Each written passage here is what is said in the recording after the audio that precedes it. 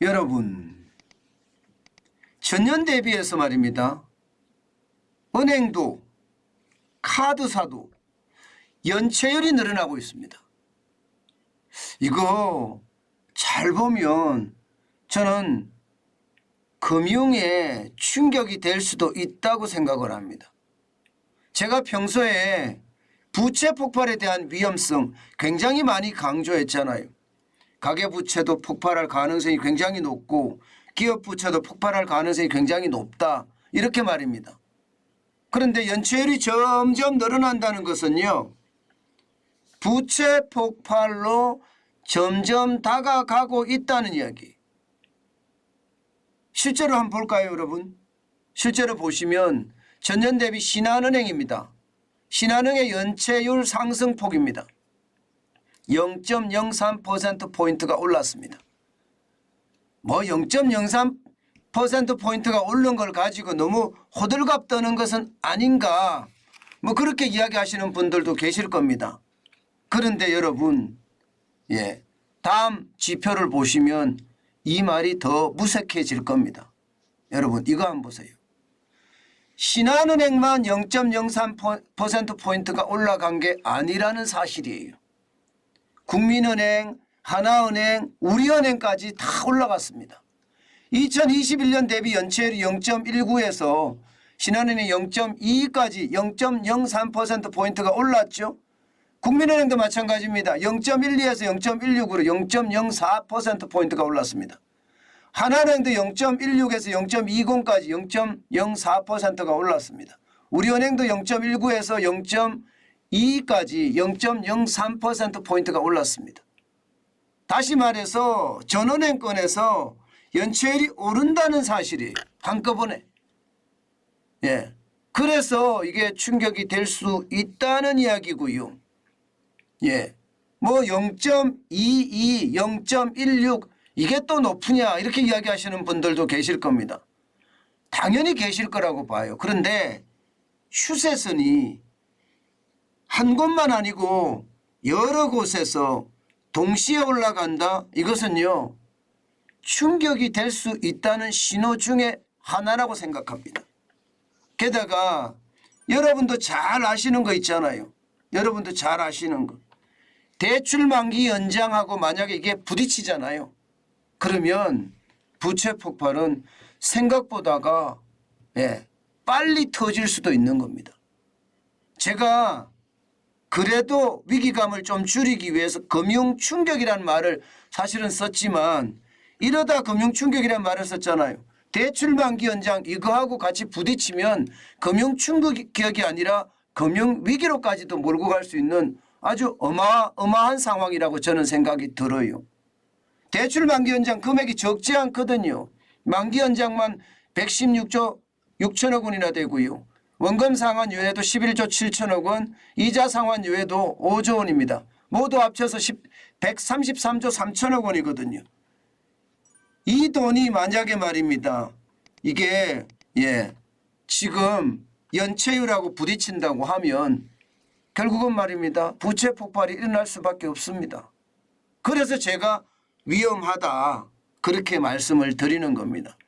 저는 작은 단서만 있으면 그 단서를 파고든다고 말씀을 드렸죠.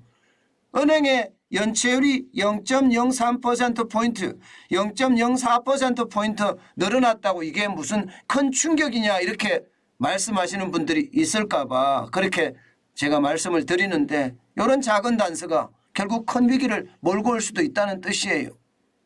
문제는 은행만의 문제가 아니잖아요. 지금 카드사는 보세요. 카드사는 더 많이 늘어납니다.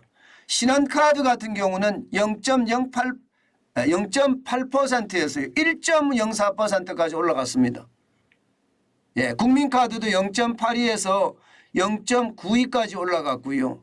하나카드도 0.93에서 0.98까지 올라갔습니다. 우리카드도 마찬가지입니다. 0.66에서 1.21까지 올라갔어요. 1.21까지. 이게 올라가는 속도가 굉장히 빠르다는 이야기잖아요. 결국 말입니다, 은행의 연체율이 늘어나고 카드사의 연체율이 늘어난다는 것은 갚을 능력이 그만큼 떨어진다는 이야기예요. 갚을 능력이. 실제로도 말입니다, 예, 이자가 폭탄이라고 말할 만큼 높거든요. 그러니까 갚을 능력이 떨어진단 말도 틀린 말이 아니죠. 여러분 이자 한번 보세요. 주택담보대출 변동금리가 상단이 내렸다고 이야기하지만 6.89%입니다. 예, 하단은 4.95%고요. 마찬가지 주택담보대출 고정금리도 6.64%입니다. 하단이 4.13%고요.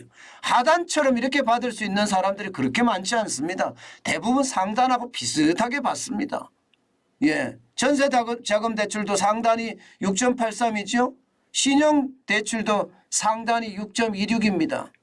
이러니 고금리를 감당하지 못하는 사람들이 많아지니까 은행에도 연체, 예, 카드사도 연체, 이게 뭐 저축은행도 연체, 심지어는 말입니다. 대부까지 연체가 되는 그런 사태가 벌어지는 건 저는 당연하다고 봐요. 게다가 말입니다. 여러분 소득도 많이 줄었어요. 실질적으로 말입니다. 2022년을 기준으로 보면 가구당 월 평균 실질소득이 마이너스 2.8%가 줄었습니다. 실질소득이라는 것은 물가가 오른 것까지 감안을 한 거거든요. 마이너스 2.8%라는 건 여러분 보세요. 2009년에 글로벌 금융위기 때입니다. 그때 마이너스 3.2%입니다. 지금 그때만큼 작년에 실질소득이 줄어들었다는 이야기예요. 예. 그러면 실질소득이 이렇게까지 줄어들면 여러분 결국 말입니다. 고금리를 감당 못한다는 뜻 당연히 되는 거죠. 저는 이것이 결국 진짜 최악의 상황 하고 부딪히면 굉장히 어려워질 수도 있다고 생각해요. 문제는 앞으로도 지금 좋아질 것 같지가 않아요. 실질소득이 늘어날 것 같지가 않다는 겁니다. 왜냐하면 여러분 보세요. 주요 기관들의 경제성장률 전망치를 보면 1% 수준입니다. 1% 수준이라는 것은 역대급이거든요. 정부가 발표하는 1.6%도요. 역대급으로 보면 대한민국 역사상 보면 6번째 정도 됩니다. 6번째. 이게 최악이라고 이야기하는 게 일반적으로 IMF 외환위기 때 마이너스 5.4%였거든요. 그리고 석유 파동 때 마이너스 1.6%였습니다. 이게 두 가지고요. 코로나19의 위기 때 마이너스 0.7이었습니다. 그리고 1956년에 대한민국이 이제 경제라는 지표를 만들 때 그때가 마이너스가 아니고 플러스 0.6%였습니다. 그리고 금융위기 때가 플러스 0.8%예요. 그 다음이 지금 올해 경제성장률 전망치하고 똑같은 6번째 마이너스가 아니지만 1.6% 내지는 1.7% 대역입니다. 그러면 경제성장률이 낮다는 것은 그만큼 벌이가 시원치 않다는 거잖아요. 벌이가 시원치 않다는 것은 갚기가 더 힘들다는 이야기가 되는 겁니다. 그래서 저는 더 충격이 된다는 이야기고 연체율이 조금씩 늘어나는 것 그것도 단체로 은행도 늘어나고 카드사도 늘어나고 이렇게 늘어난다는 것은요. 추세적으로 보면 굉장히 좋지 않다. 이러다가 진짜 금융충격이 온다는 말이 틀리지 않을 수도 있다. 저는 그렇게 생각을 합니다. 여러분 대출 만기 연장이 사실은 이거 어마어마한 시한폭탄입니다. 133조 3천억 원이나 되기 때문에 터질라 그러면 인정사정 없습니다. 추세적으로 이렇게까지 올라간다는 것 연체율이 지금 대출 만기 연장을 계속 해줘가는 상황이기 때문에 연체율이 낮아진 듯 보이는 거거든요.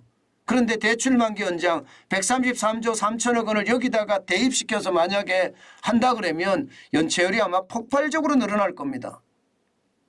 그런 상황이 안 오길 바라지만 안 올 수가 없는 상황이다. 저는 그렇게 생각합니다. 여러분 제가 지표 없이 늘 위기를 조장하지는 않습니다. 다 위기를 조장한다는 이야기를 가끔 제가 들을 때마다 여러분 제가 참 마음이 많이 아프기도 하거든요.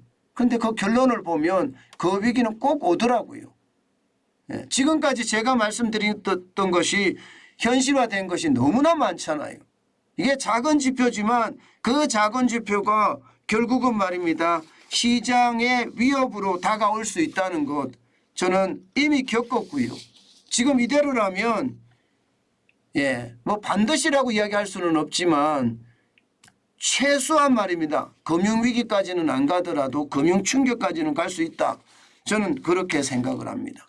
대출만기 연장 이게 시한폭탄으로 계속 끌고 가기 때문에 저는 현실화로 안 나타나고 우리가 안 보이는 듯 하지만 결국 말입니다. 대출만기 연장이 현실화되기 시작하면요. 연체율은 급등할 거고요. 금융의 위기는 더 빨라지지 않겠느냐 그런 생각할 수밖에 없거든요. 여러분 지금 금융권에 뭐 성과급 잔치를 냈다고 난리를 치잖아요. 대통령까지 나서서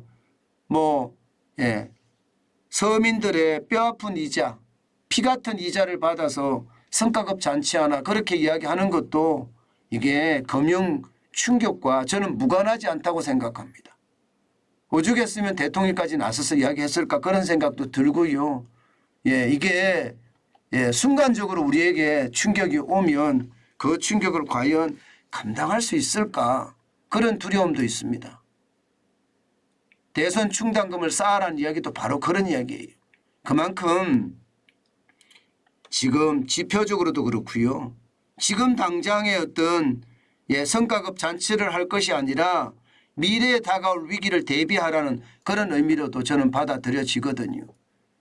이게 국가 지도자들이 이야기할 때는 물론 거기에 정략적인 부분도 들어 있습니다.